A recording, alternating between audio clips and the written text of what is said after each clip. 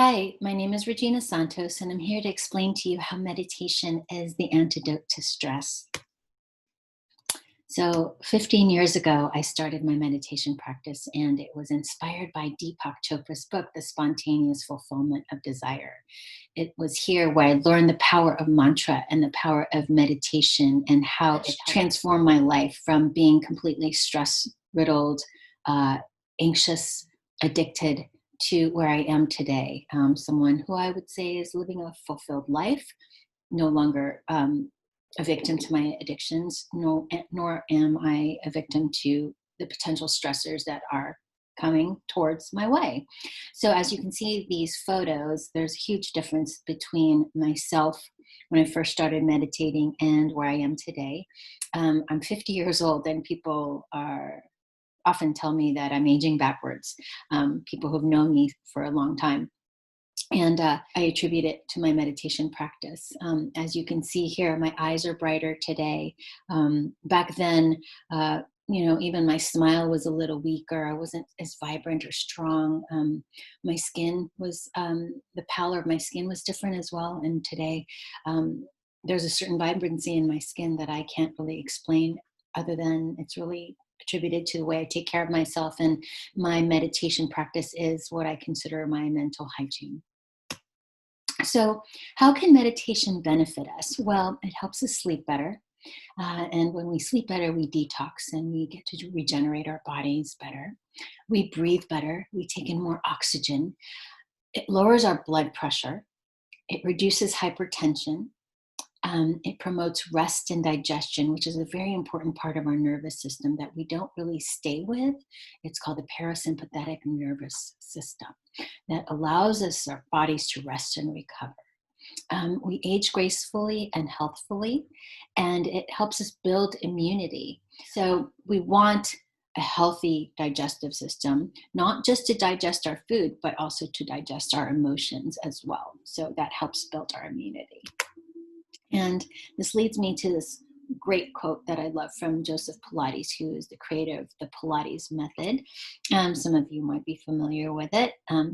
Such a body freed from nervous tension and over fatigue is the ideal shelter provided by nature for housing a well-balanced mind that is always capable of successfully meeting all the complex problems of modern living. For me, freeing your body up from nervous tension and physical fatigue is equivalent to moving from constriction to expansion.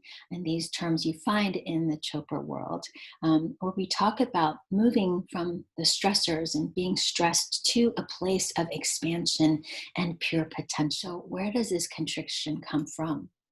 Comes from the seeds of illness, inappropriate stress responses.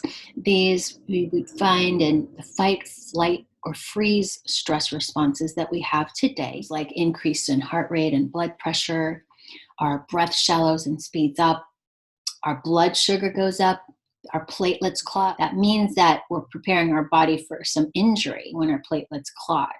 So it was appropriate for our ancestors who were running away from bears or lions where they might be potentially injured. But in everyday life in modern society, we don't necessarily need that type of stress response.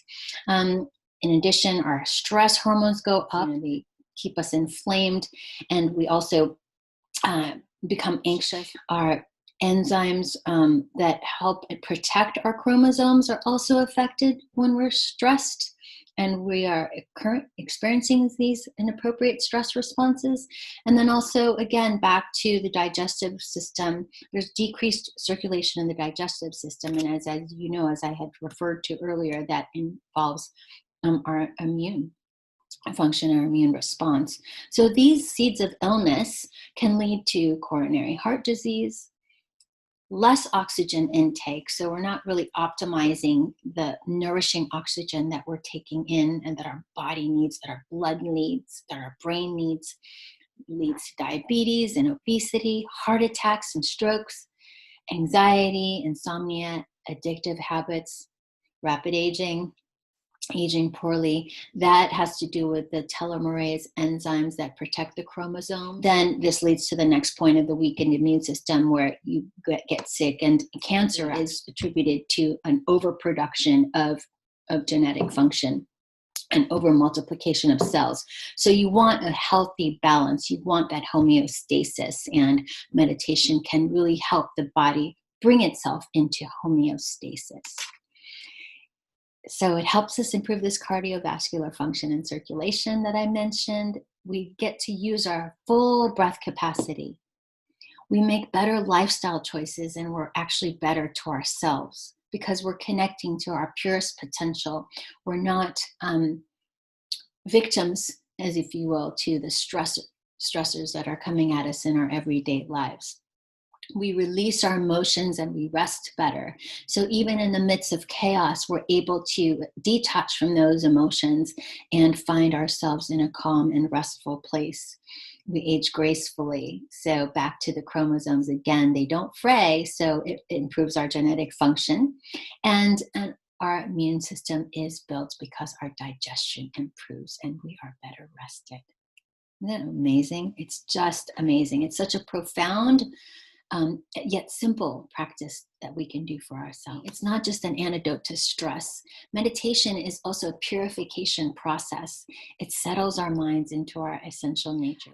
The great sage Patanjali, who is the founder of yoga philosophy, says yoga is the settling of the mind into its essential nature. Let's sit with that for a minute. So not only do we get to manage stress, we're actually settling our mind to our essential nature of who we truly are. And who we truly are is undefined and unbounded by those stressors, the thoughts, the anxious emotions, and all the chaos that can come at us. Who we truly are is pure potential. It's pure consciousness, it's pure awareness, and it's pure existence of being. So meditation for our essential nature moves us away from stressors and object referral. We're not defined by the things that we have, like the cars that we drive or how big our home is.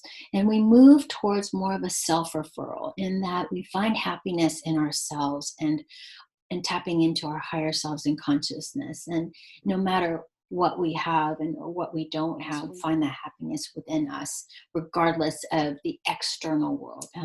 We're nurtured with deep rest and restful awareness.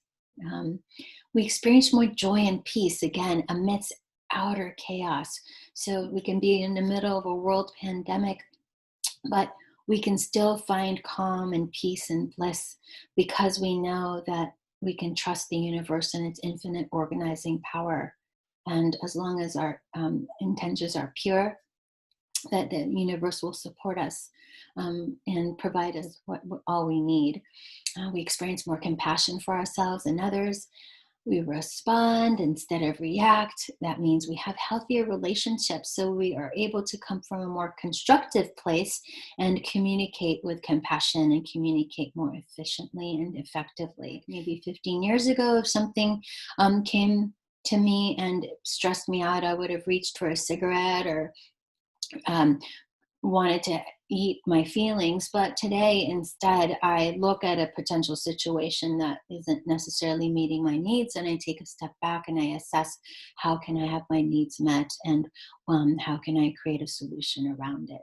So our minds settle into this contemplative wisdom that you can find all throughout Vedanta, in questioning our purpose in the universe and how we can contribute and what our part is in this world. And the wonderful thing is that our bodies are energetic and we take on a lightness of being. I hope that I have inspired you to take on a meditation practice. If you're already meditating, that I hope then to inspire you to continue.